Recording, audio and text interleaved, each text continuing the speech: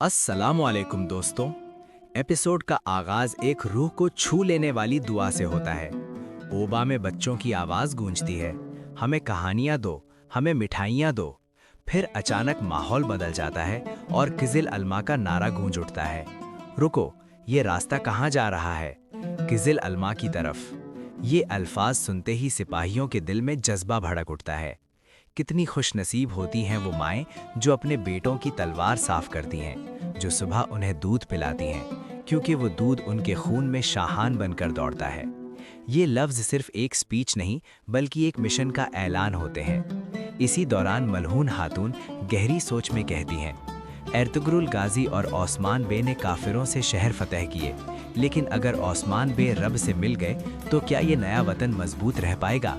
उनकी आवाज़ में फिक्र भी है और खौफ भी। फिर आता है एपिसोड का पहला बड़ा धमाका। मलहून खातून सबके सामने साफ अल्फाज में कहती हैं कि ओस्मान बे ने अलाउद्दीन बे को जिम्मेदारी दी थी, मगर इसका ये मतलब नहीं कि ओरहान बे में बहादुरी कम है। फिर वो जोर से कहती हैं, बैठने की जगह सिर्फ उसी को मिलती है जो इसका असल हकदार हो। पूरे ओबा में सन्नाटा छा जाता है। मलहून खातून के अल्फाज और भी गहरे हो जाते हैं। ओरहान बे बुरसा फतेह करेगा और सिपह सलार से बादशाह बनकर उभरेगा। फिर वो कहती हैं, 40 साल से हम सब एक ही मिट्टी में पले बढ़े हैं, अपना बेटा और अजनबी बेटा का कोई फर्क नहीं, लेकिन बैठने की जगह का हकदार सिर्फ ओरहान बे है। ये सुनकर पूरा ओबा खामोश हो जाता है। सीन बदलता है और कहानी एक बहुत ही इमोशनल मोड़ लेती है। उस्मान बे जहर के असर से सख्त तकलीफ में होते हैं। उनका जिस्म कमज़ोर हो चुका होता है। उनके बच्चे घबरा कर पुकारते हैं, बाबा, बाबा मेरे। अलाउद्दीन बे, ओरहान बे और फातिमा खातून सब उनके पास खड़े होते हैं। उस्मान बे कमज़ोर आवाज़ में नसीहत देते हैं, मेरी गैर मौजूदगी में हर शख्स अपना फ़र्ज़ निभाए। ओबा में भाईचारा और निज़ाम कायम रखो और अल्लाह का शुक्र अदा करते रहो। ये अल्फाज सुनकर सबकी आंखों में आंसू आ जाते हैं। लेकिन उसी वक्त एक और शौक मिलता है। हकीम गायब हो चुका होता है। ओरहान बे गुस्से से चीखता है, ये बदबख्त हकीम कहाँ भाग गया? उसे पकड़ो। फातिमा खातून देखती हैं कि हकीम घोड़े पर थैला लेकर ओबा के पीछे से भाग रहा है। ओरहान बे और अली बे फौरन उसका पीछा करते हैं। चंद ही लम्हों में हकीम पकड़ा जाता है। जब ओरहान बे उसकी तलवार और मरहम चेक करते हैं तो पता चलता है कि सब कुछ जहर से भरा हुआ है। हकीम डर के मारे सच बोल देता है, मुझे हुक्म दिया गया था ओस्मान बे को मारना नहीं, सिर्फ बीमार रखना है ताकि ओबा के अंदर झगड़ा पैदा हो जाए।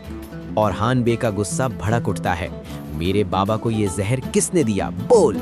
अब साफ हो जाता है कि दुश्मन एक बहुत बड़ा खेल खेल रहे हैं। ओबा में एक नया फैसला होता है। अलाउद्दीन बे को वकील बना दिया जाता है। इसी दौरान शाहिनशाह बे फौरन मजलिस बुलाना चाहता है। मेरे पास मोहर है, मुझे मजलिस की ज़रूरत नहीं। लेकिन मालहून खातून सख्ती से कहती हैं, ओरहान बे का इंतज़ार करो। फिर ओबा में ढोल बजने लगते हैं। अलाउद्दीन बे आज शाम मजलिस जमा करेगा। फातिमा खातून घबरा कर पूछती हैं, मेरे अब्बू की दवा कहाँ है? एपिसोड का सबसे इंटरेस्टिंग सीन, फातिमा खातून कारवान लेकर इन्हें गोल से वापस आ रही होती हैं। रास्ते में घोड़े पानी पीने रुकते हैं। तब एक अजनबी सौदागर आता है और मुस्कुरा कर कहता है, तुम्हारे ये खूबसूरत हाथ क्या कर रहे हैं? फातिमा खातून फौरन खंजर निकाल लेती हैं। अगर थप्पड़ मारना हो तो ये हाथ देख लो। सौदागर मुस्कुराता है, मैं तो बस अपने घोड़ों को पानी पिलाने आया हूँ, एक गरीब सौदागर हूँ। मगर असल में ये फ्लैवियस होता है जो हुलिया बदल कर आया होता है। वो कहता है, मैं काई ओबा से कपड़े लाया हूँ। फातिमा खातून शक से पूछती हैं, ओबा में क्या हो रहा है, बता। फ्लैवियस चालाक मुस्कुराहट के साथ कहता है, ओस्मान बे बहुत बीमार है और ओरहान बे को हटा दिया गया है। फातिमा खातून का चेहरा गुस्से से लाल हो जाता है, मेरे अब्बू को क्या हो गया? फ्लैवियस अंदर ही अंदर खुश हो जाता है, उसे जरूरी खबर मिल चुकी होती है। मजलिस का सीन आता है और माहौल गर्म हो जाता है। शहिनशाह बे जोर से कहता है, अभी बुरसा पर हमला करो। लेकिन ओरहान बे समझाता है, ये जंग का वक्त नहीं, अमन का वक्त है। करामन, गर्मियान, कारेसी और इल्हानली हम चारों तरफ से घिरे हुए हैं। शहिनशाह बे फिर चीखता है, पहले बुरसा ले लो। बुरान अल्प ओरहान बे का साथ देता है। जेमलिक में ओरहान बे ने मेरी जान बचाई थी। आखिर बहस के बाद शहंशाह बे को सरदार बना दिया जाता है। रास्ते में अचानक चावदार कबीला कारवां पर हमला कर देता है। फातिमा खातून को जिंदा पकड़ लिया जाता है। इसी वक्त आयकुर्द अल्प हीरो की तरह आता है। वो कहता है, घोड़ा अपने मालिक की दिल की बात समझता है। फातिमा खातून हैरान होकर कहती हैं, मेरे अब्बू का घोड़ा भी बेचैन था, शायद वो भी सब महसूस कर रहा है। जब औरहान बे को ये खबर मिलती है तो वो फौरन चावदार ओबासी की तरफ दौड़ पड़ते हैं। ओबा के अंदर भी टेंशन बढ़ रही होती है।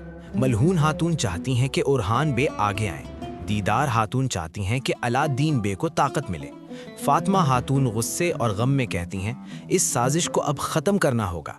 इसी वक्त अलाउद्दीन बे ओस्मान बे के ज़ख्म साफ करते हुए कहते हैं, बिस्मिल्लाह मेरे शेर बाबा। दूसरी तरफ फ्लैवियस और तैमूर ताश नोयान एक खतरनाक प्लान बना रहे होते हैं।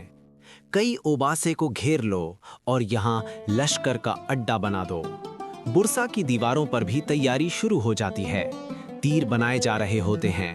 दीदार खातून आवजी बे की बेटी चौलपान खातून को लाकर कहती हैं, अलाउद्दीन बे से शादी कर लो। एपिसोड अपने सबसे जबरदस्त सस्पेंस पर खत्म होता है और हान बे चावदार ओबा की तरफ जा रहे हैं फातिमा खातून को बचाने के लिए। दुश्मन फातिमा खातून को जिंदा चाहते हैं। मजलिस का फैसला हो चुका है। शहंशाह बे सरदार बन चुका है और ओस्मान बे अब भी जहर के असर से लड़ रहे हैं। दोस्तों, अब सवाल ये है, क्या औरहान बे फातिमा खातून को बचा पाएंगे? फ्लेवियस का अगला हुलिया बदलने वाला प्लान क्या होगा? और क्या मजलिस का फैसला कई ओबा को तबाह कर देगा? अगले हिस्से का इंतजार करें और अगर वीडियो पसंद आए तो लाइक, सब्सक्राइब और बेल आइकन जरूर दबाएं। अल्लाह हाफिज।